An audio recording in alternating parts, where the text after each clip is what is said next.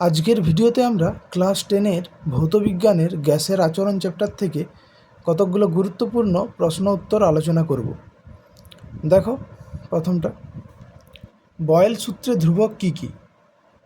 মানে গ্যাসের ভর ও উষ্ণতা।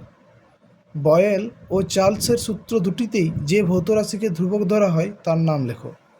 গ্যাসের ভর, মানে গ্যাসের ভর বয়েল সূত্র ও চার্লস সূত্র দুটোতেই ধ্রুবক থাকে।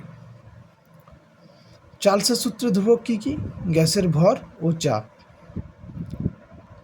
তারপর 30 ডিগ্রি সি ও 300 কে এর মধ্যে কোন তাপমাত্রাটি বেশি? দেখো, এটা ডিগ্রি সেলসিয়াস এককে আছে, এটা কেলভিন এককে।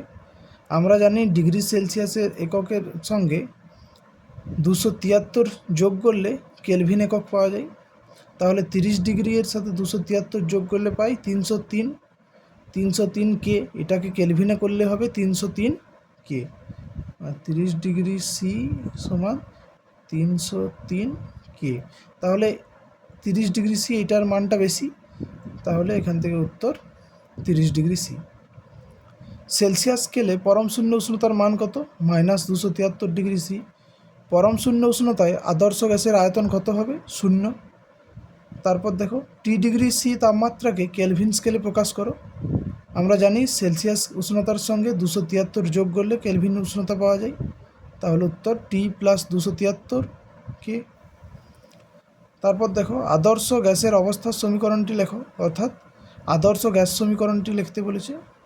সেটা হবে কি? পিভি সমান এনআরটি, যেখানে পি হলো চাপ, ভি হলো আয়তন, এন হলো মোল সংখ্যা, আর হলো সর্বজনীন গ্যাস ধ্রুবক, আর টি হলো পরম উষ্ণতা, মানে পরম স্কেলে উষ্ণতা। তারপর দেখো, এসআইতে সর্বজনীন গ্যাস ধ্রুবক আর এর মান লেখো, 8.314 joule mole inverse into kelvin inverse. পরের কোশ্চেন দেখো, আদর্শ গ্যাসের অণুগুলির মধ্যেকার আকর্ষণ বলের মান কত? 0। তারপর আর এর মান লিটার অ্যাটমসফিয়ার, মানে litre ATM into mole inverse kelvin inverse এককে কত হবে? 0.082 L ATM mole inverse into kelvin inverse.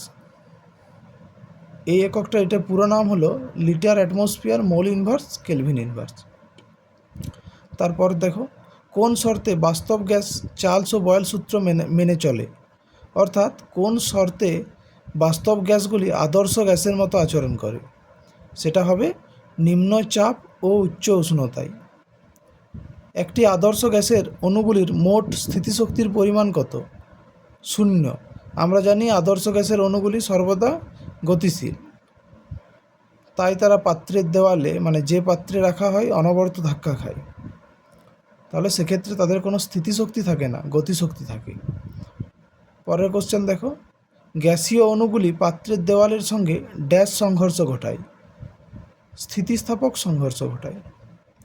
উষ্ণতার ড্যাশ স্কেলে তাপমাত্রা ঋণাত্মক হয় না, এটা হবে কেলভিন স্কেলে বা পরম স্কেলে। এসটিপিতে কোনো গ্যাসের মোলার আয়তন কত? 22.4 লিটার।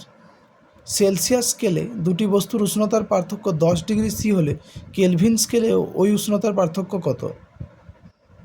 10 কে।